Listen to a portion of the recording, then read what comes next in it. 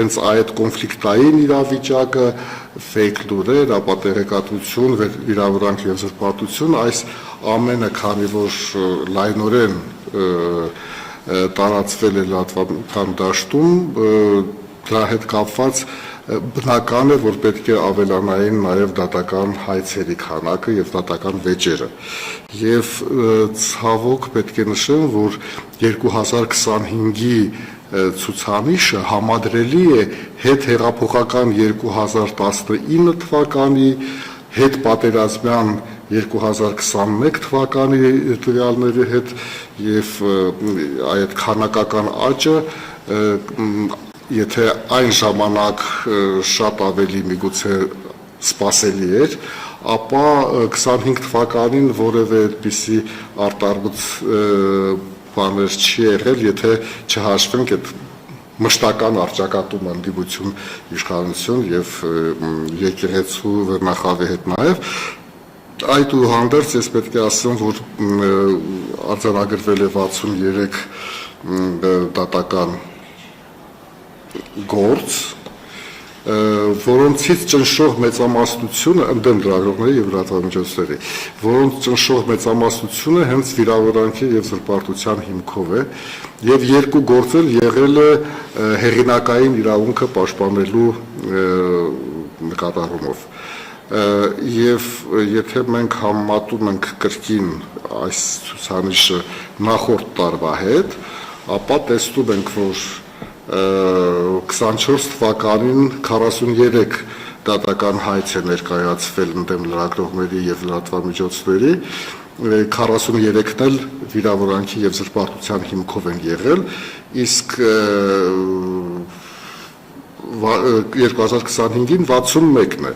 պլյուս 2025-ին, ինչպես ես ասացի, երկու գործել հեղինակային իրավունքին է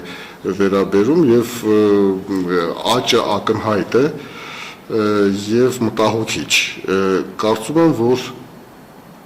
այստեղ նաեւ մտահոգիչ է այն, որ գրեթե կեսը այս դատական գործերի հենց իշխանության ներկայացուցիչների, բարձրաստիճան պաշտոնյաների կողմից են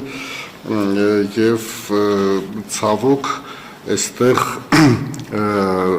նույնիսկ առաջին դեմքերը օրինակ չեն ցուցաբերում արտադատական կարգով հարցերը լուծելու, ել չեմ ասում, որ եւ եվրոպական դատարանի որոշումներում նախադեպային իրավունքում բազմաթիվ գործերով նշվում է, որ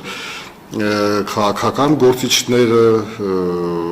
բարձրաստիճան պաշտոնյաները պետք է ձեռնպահ մնան վիրավորանքի եւ զրպարտության գործերով հայցեր ներկայացնեն,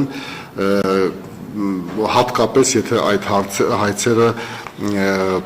ուղեկցվում են նաև բարձր ֆինանսական պահանջներով, բայց երևում է, որ մեզանում առայժմ այդ կուլտուրան չի ձևավորվում։ Իհարկե այս ամենը, ինչպես ես արդեն ասացի, պայմանավորված է նաև լրատվական դաշտի այդ բևեռվածությամբ եւ տարբեր քաղաքական շահեր սպասարկելով, տարբեր միջոցներով քաղաքական գործիչներին նսեմացնելու ձգտումով եւ այլն, բայց այդուհանդերձ մենք պետք է հաշվի առնենք, որ իշխանական վերնախավը բազմաթիվ այլ հնարավորություններ ունի եւ արձագանքելու, եւ հերքելու, եւ իր վերաբերմունքը արտահայտելու, եւ սա է հաշվի առնում եվրոպական նախադեպային իրավունքը, որ հորդորում է բարձրաստիճան պաշտոնյաներին ձեռնպահ մնալ այս տիպի հայցերից։ Պարոն Մելիքյան, մի ճշտում է, եթե դուք ինչպես նշեցիք, կեղծ լուրերը, ապատեղեկատվությունը ավելի շատ են եւ դա էլ հենց հիմք է հանդիսանում, որ դիմեն դատական գործընթացների։ Նաեւ դա։ Նաեւ դուք նաեւ այլընտրանք առաջարկեցիք արդադատական կարգով կամ նույն քաղաքական գործիչները շատ հնարավորություններ ունեն դրանք հերքելու առումով, բայց չէ որ այդ լծակները չեն պարտադրում, որպեսզի լրատվամիջոցը իր էջում դա փոխի կամ հերքի, իսկ դատարանով դա ինքը արդեն պարտավորվում է դա անել։ Միգուցե արտադատական կարգի ինստիտուտները այնպես ուժեղացվի, որ պարտավոր լինի լրատվամիջոցի այդ գործընթացն անելու։ Չէ, դա այնքան էլ արդարացված չի լինի, որովհետև միշտ չէ, որ այդ պահանջները արդարացի են լինում։ Եվ բացի այդ, երբ որ ես ասում եմ արտադրական մեթոդները կիրառելու մասին, ես նկատի ունեմ, որ նախքան դատարան դիմելը առաջին հերթին կարելի է դիմել խմբագրությանը այդ պահանջով, եւ մենք ունեցել ենք բազմաթիվ դեպքեր, երբ որ լրատվամիջոցները, ասենք, մեզ դիմելով եւ փորձագիտական գնահատական հայցելով նշել են, որ իրենք պատրաստ էին, եթե սա է խնդիրը եղել, շտկելու, ներողություն խնդրելու, ուղղելու եւ այլն։ Պետք չի դեմոնիզացնել լրատվամիջոցներին, երբ խոսքը ասածս իհարկե բարձրաստիճան պաշտոնյաների մասին է, եւ մյուս կողմից պետք չէ, որպեսզի լրատվամիջոցները դեմոնիզացնեն քաղաքական գործիչներին եւ պաշտոնյաներին, խոսքը պետք է գնա, եթե ասելիք կա, քննադատելու հարց կա, այսպես փաստերով լուրջ հանրային նշանակություն ունեցող հարցերի շուրջ քննադատելու հնարավորություն կա, դա է պետք անել եւ ոչ թե մարդու արժանապատվությանը, պատվին եւ արժանապատվությանը գտնել։ Մի խոսքով, եթե մենք սրա մեջ խորանանք, իհարկե թե մի թե մյուս կողմում բազմաթիվ փաստեր եւ փաստարկներ կգտնենք, բայց խոսքը նրա մասին է, որ առաջին քայլով փորձ կատարվի հենց լրատվամիջոցի հետ հարցեր լուծել։ Եթե դա չի ստացվում, կա այլ տարբերակ, դա ուրեմն այն փորձագիտական կառույցներն են, որոնք որ իրենց գնահատականն են տալիս եւ միայն գնահատականով դա չի վերջանում, այլ նաեւ գործնական քայլերով եւ հերքում կարող է հրապարակվել դրա համար եւ այդ եզրակացությունը կարող է հրապարակվել, որտեղ որ գնահատական է տրվում լրատվամիջոցի գործողություններին։ Եվ եթե այդ ամենը օգուտ չի տալիս, նոր դրանից ոչ մեկը չի ասում, որ որևէ մեկը իրավունք չունի, այդ թվում նաև բարձրաստիճան պաշտոնյան դիմի դատարան։ Ոչ մեկը այդպիսի պնդում չի կարող անել, որտեղ դա ցանկացած մարդու իրավունքն է։ Բայց փորձել այսպիսի քայլերով այդ հարցերը լուծել, ել չեմ ասում արհամարելու մասին։ Շատ հաճախ բաներ են լինում, որ կարելի է ուղղակի արհամարել եւ կամ հանդուրժողականություն ցուցաբերել, այսպես մի անցնիկն այդ կոնֆլիկտը, բայց մենք տեսնում ենք, որ նույնիսկ չնչին այսպես հարցեր, եթե հարցերում եթե հեգնանք կա, եսիմ իրոնիա կա եւ այլն, հայց է գնում դատարան կամ անճշտությունների դեպքում նաև այդպիսի բաներ ենք տեսնում, որ դա ուղղակի լրագրողական սխալմունք է եղել եւ ինքը պատրաստ է եղել դա շտկելու, այնպես որ փորձ համենայն դեպս այդպիսի պետք է կատարել, չեմ ասում շատ հայտնի սկզբունքը, որ պետք է հանդուրժողականություն ցուցաբերել։ Ինչու եմ այս հարցը տալիս, որտեղ նույն հեղինակային իրավունքի հետ կապված հենց մեր գործընկերներն այս սրահում երբ բարձրաձայնում էին այդ հարցը, իրենք օրինակ էին ներկայացնում, որ կոնկրետ լրատվամիջոցի զանգահարում էին հեղինակային իրավունքի հետ կապված 1, 2, 3 անգամ նույնիսկ դեպքում հաջորդն արդեն հեռախոսազանգերին չէին պատասխանում։ Այսինքն, ինչպես դուք եք սիրում միշտ ընդգծել այդ հանգամանքը, որ խնդիրը երկկողմանի է եւ լրատվամիջոցները, եթե ապատեղեկատվություն են տարածում, պարտավորված են կամ պատրաստական լինեն դա շտկելու եւ մյուս թևներ, եթե իրավունքի խախտում կա, առաջին քայլը, ինչպես դուք նշեցիք, դիմի լրատվամիջոցին, հետո դատարան, այսինքն երկկողմանի այդ պատրաստակամությունը լինի։ Այո, դա շատ ավելի քաղաքակիրթ մոտեցում է եւ ցավոք հենց այդ բարեկրթությունն ու քաղաքակրթությունը բազմաթիվ ոլորտներում մեր մոտ դեֆիցիտ է եւ լրատվական դաշտը այդ առումով բացառություն չի։ Եվ խոսելով այս թեմայով, դատական գործերի թեմայով, ես պետք է ասեմ, որ մեր փորձագետները բավականին հետաքրքիր վիճակագրություն են հանել, այսպես օրինակ նախքան 25 թվականը ներկայացված ընդդեմ լրագրողների ընդգծում եմ սա ընդդեմ լրագրողների եւ լրատվամիջոցների գործերից 15 գործով 2025 թվականին դատական վճիռը մտել է օրինական ուժի մեջ, այսինքն գործը արդեն վերջացել է եւ այդ 15 գործերով այդ ավարտված գործերով հայցերը բավարարվել են ընդդեմ լրագրողների եւ լրատվամիջոցների 15 թվականին 25 թվականին 15 գործով ուրեմն հայցերը բավարարվել են եւ լրատվամիջոցները պարտավորեցվել են հրապարակել հերքում նաեւ դրամական ուրեմն փոխհատուցումներ պետք է վճարեն եւ այդ 15 գործով դրամական փոխհատուցումների ծավալը կազմում է 3.3 միլիոն դրամ։ Բացի այդ ուրեմն մերժվածները այդ նախկինում նախորդ տարիների ընթացքում բոլոր հայցերից 21 դեպքում հայցերը մերժվել են 25 թվականի ընթացքում 6-ը կարճվել է եւ 2-ը այդ հայցերից վերադարձվել է եւ հակառակը ԶԼՄ-ների եւ լրագրողների կողմից ընդդեմ պաշտոնյաների ներկայացրած հայցերին ուշադրություն դարձնենք, որ դրանցից 5-ը մերժվել է եւ 1-ը բավարարվել է։ Եվս 9 հայց ընթացքի մեջ են եւ այդ 9-ից 3-ը դիտարկող տարվա ընթացքում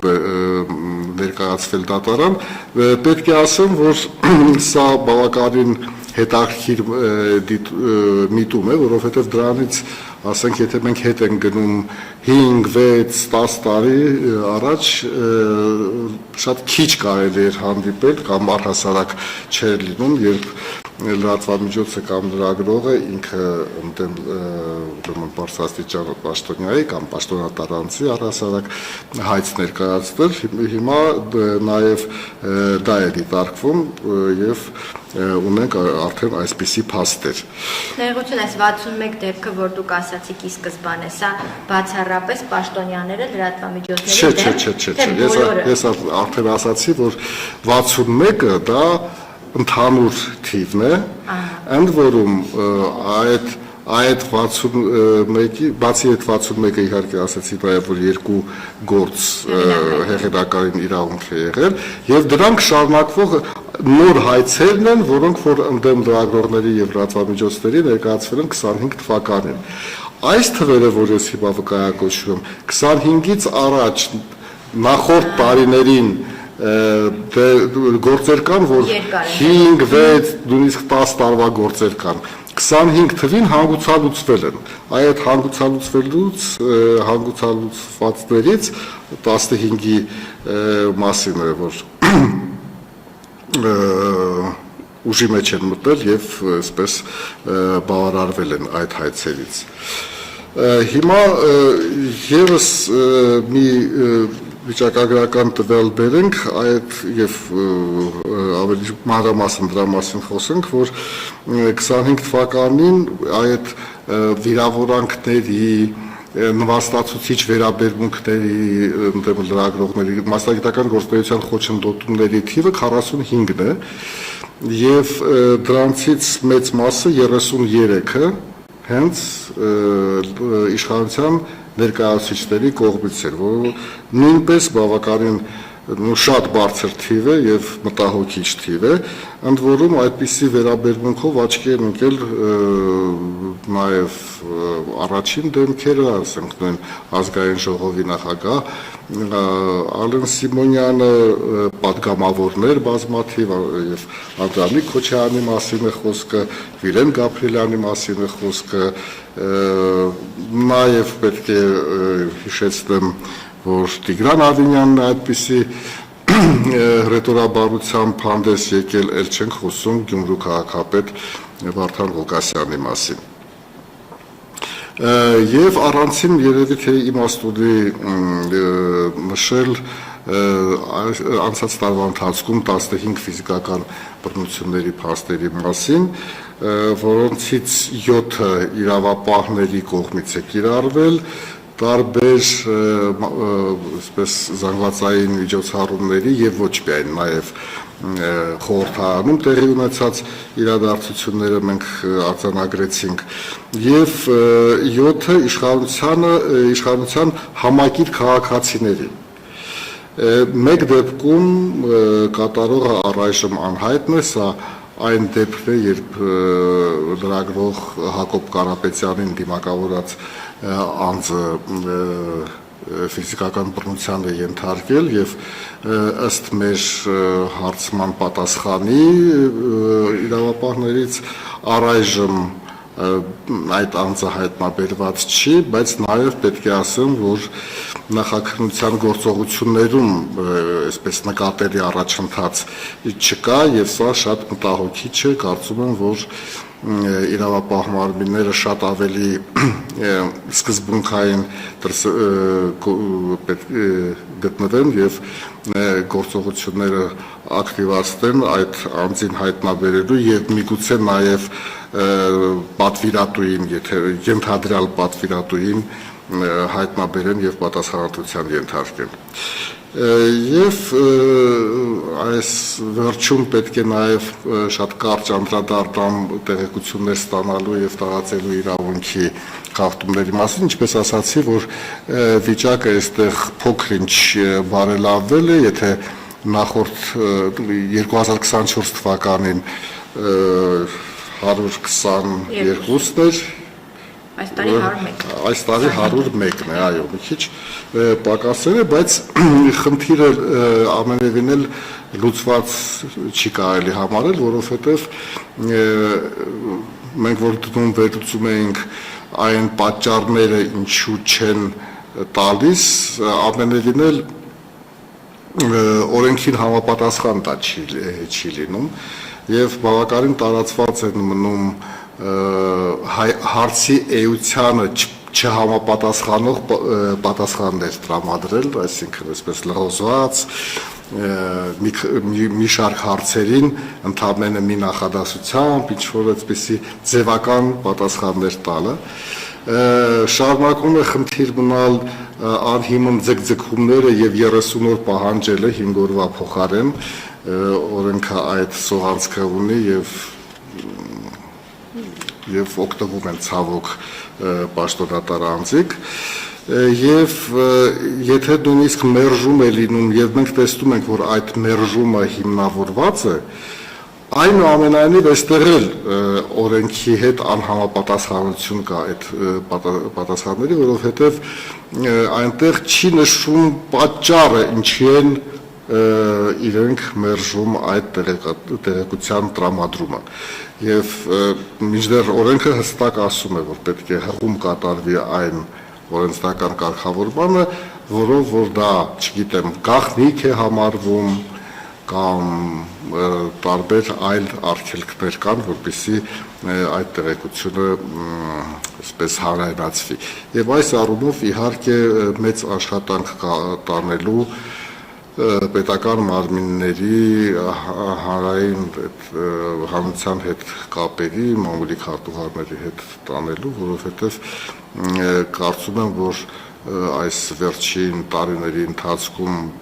նոր կադրեր են այնտեղ գնացել, բավականին անփորձ եւ այդքան էլ լավ չեն տիրապետում միգուցե եւ օրենքին եւ մասնագիտական հմտություններին։ Իսկ այդ նվազումը ավելի շատ դուք դիտարկում եք, որ լրատվամիջոցները չեն բարձրաձայնել խնդրին բախվելու դեպքում, թե ամեն դեպքում որոշակի դրական տեղաշարժ կա։ Չէ, ամեն դեպքում, եթե նույն աղբյուրներից ենք միշտ մենք վերցնում տեղեկությունները, դա եւ լրագրողների շրջանում տարբեր հարցումներ են ուղիղ կապ ենք հաստատում եւ այլն, ամեն դեպքում ինչ որ տեղաշարժ կա,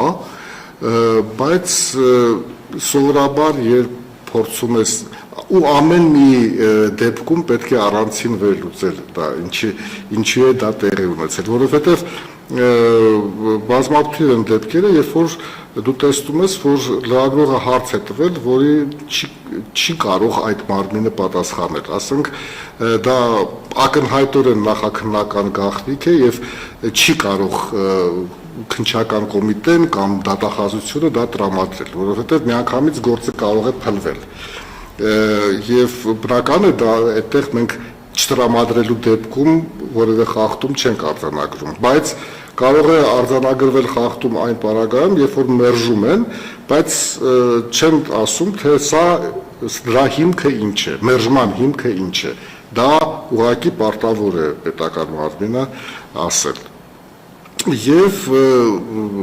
ամենավերջով արդեն կարծում եմ մեր երկու նախադասությամբ ասեմ, որ 2025 թվականին որոշ փորձեր է եղել եւ որոշ փոփոխություններ իրականում տեղի են ունեցել զանգվածային լրատվության գործունեությունը կարգավորող օրենսդրության մեջ, բայց մենք համարում ենք, որ դրանք շատ էսպես հատվածական եւ հաճախ խոցելի եւ հարցը այսպես հիմնովին լուծող փոփոխություններ չեն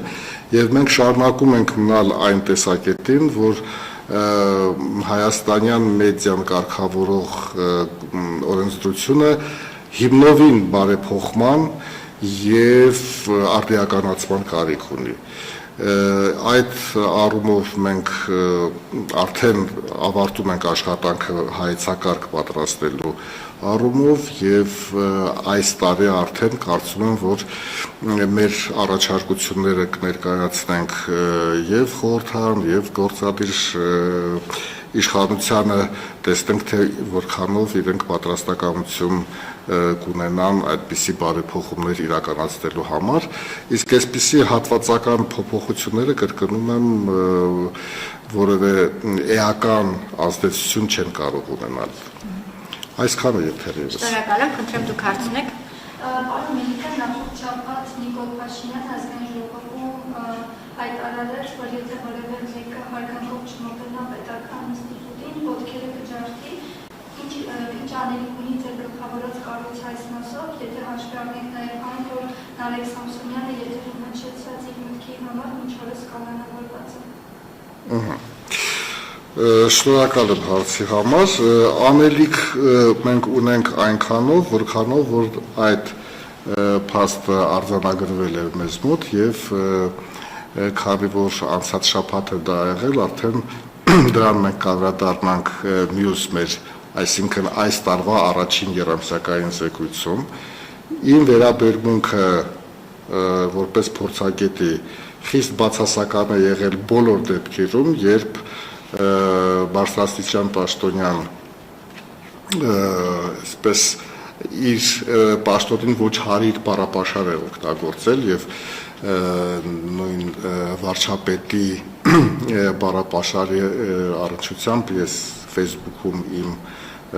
տեսակետն եմ հայտնել եւ թեգեմ արել, որ վարչապետն էլ ծանոթանա, ինչքան ես հասկացա ինքը ծանոթացել էր դրան եւ որոշ քայլեր էր ձեռնարկվել, դուք գիտեք էթիկայի կանոնագիր եւ այլն, բայց մենք տեսնում ենք, որ այդ կանոնագիրը ընդունելուց հետո էլի մենք որոշ դեպքեր ենք եւ զեկույցում դա նշվում է, որոշ դեպքեր ենք արձանագրել դրա խախտման։ Ինչ վերաբերում է Նարեկ Սամսոնյանի դեպքին, նույնպես դա տեղ է գտել զեկույցում,